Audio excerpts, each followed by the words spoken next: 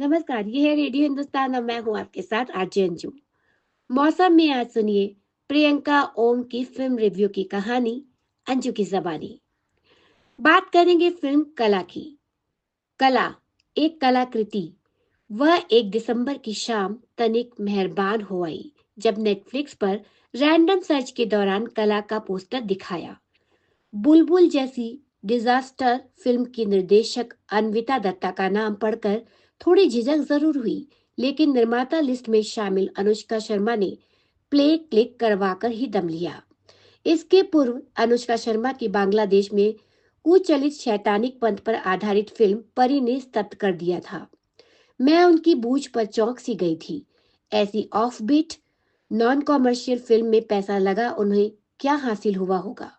एक दूसरा और प्रश्न अडिग हो आया था कि दिल्ली के आधुनिक परिवेश में पली बड़ी बांग्लादेश की विलुप्त औलाद चक्र कुप्रथा में इफ्रित की बेटी पिशाचिनी बनना क्यों पसंद किया, क्योंकि आजकल हमारे बुजुर्गवार अदाकार युवाओं को टक्कर देने के जोश से भरे हुए हैं।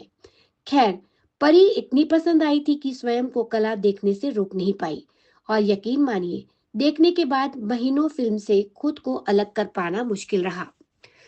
प्रथम फिल्म के टाइटल पर बात करें तो कला एक अरेबिक शब्द है जिसका हिंदी अर्थ दुर्ग या किला है। 2008 में इसी नाम से एक अजरबैजानिक फिल्म आई थी। सब टाइटल था द कैसल। जैसा कि नाम से ही बजाहिर है, फिल्म में किला स्वयं एक चरित्र है और तमाम घटनाओं का गवाह, जबकि हिंदी फिल्म कला मुख्य भूमिका में कला नामक स्त्री और संगीत के बारे में है। तो कई मर्तबा मुझे लगता है अगर फिल्म का टाइटल काला न होकर काला हो रहता तो सायास ही जुड़ाव मुमकिन था।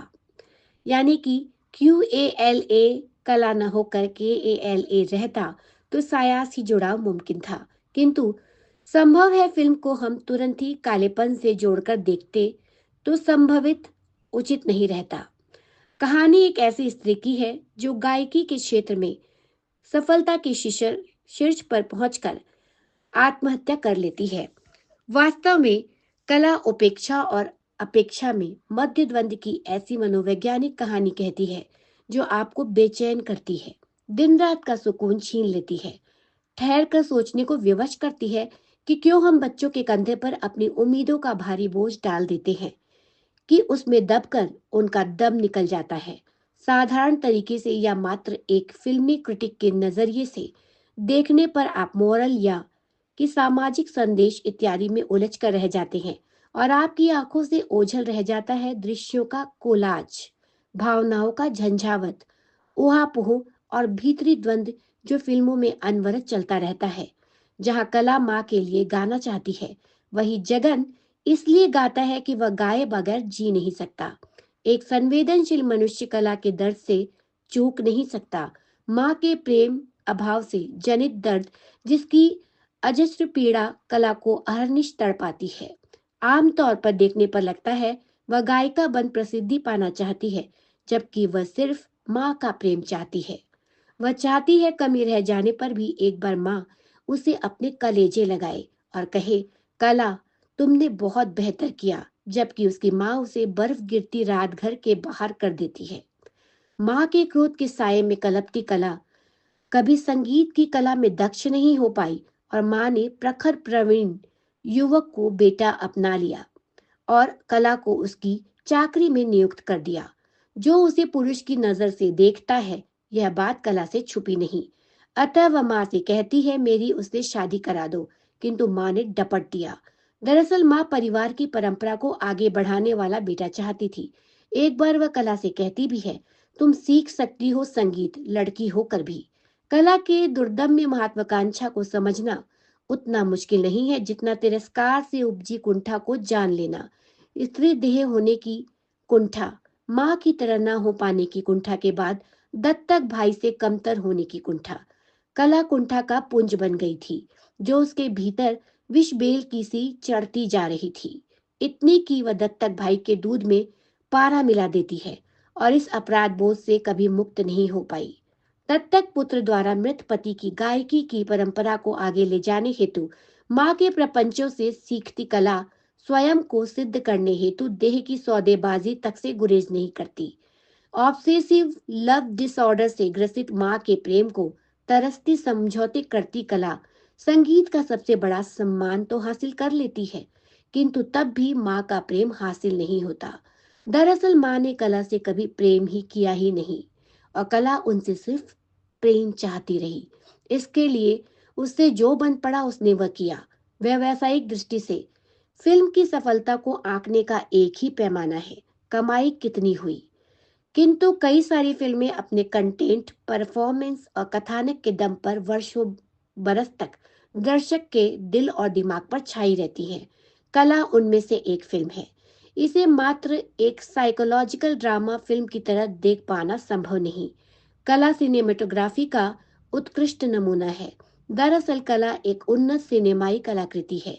1940 के फ्रेम में सजी यह फिल्म दृश्य दर दृश्य उजागर होती है, चाहे वह माँ का बेटे के लिए ललक हो या बेटी पर कठोर शासन या अंकुश। हिमाचली बैकग्राउंड पर आधारित यह फिल्म तमाम वक्त अपनी छाप लिए दिखती है। गहने, कपड़े या घर के फर्नीचर, गिरता बर्फ या अंधेरे और रोशनी का खेल जो समूची फिल्म पर तारी रहता है। कई दृश्यों में शिवानी की 7 फेरे याद हो आती है। असल में कथा बुनावट में भी बहुत सारा हिमाचल और थोड़ा सा कलकत्ता लिए हुए है।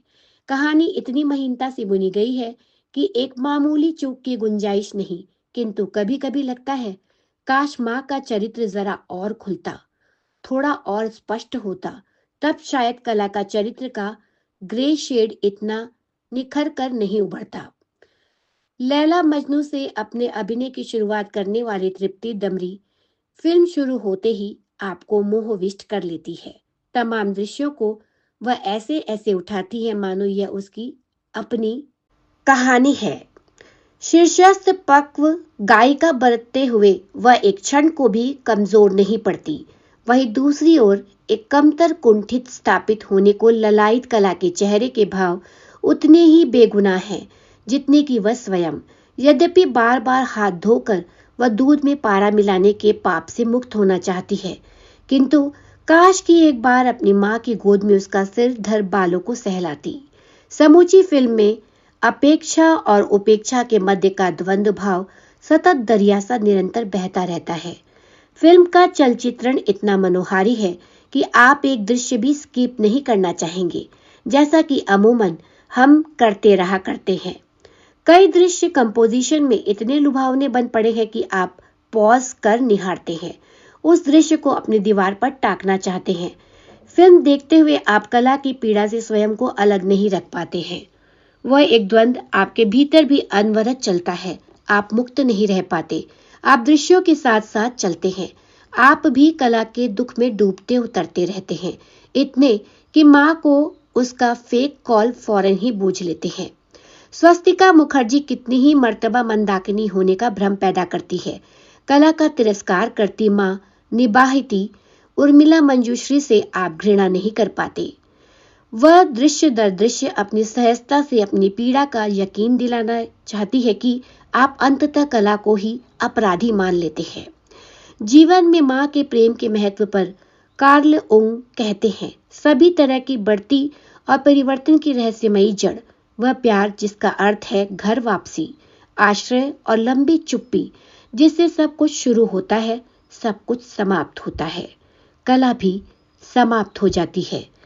कई दूसरे गीतों की धुन सुनाई देने के बावजूद गीत संगीत की मिठास जुबां पर घुल सी गई है। तो मौसम में आज के लिए इतना ही। मैं आपसे फिर मिलूंगी, लूंगी अनुमति आपसे। तब तक के लिए करते रहिए काम, सुनते रहिए रेडियो हिंदुस्तान और बोलते रहिए जय श्री राम। नमस्कार। रेडियो हिंदुस्तान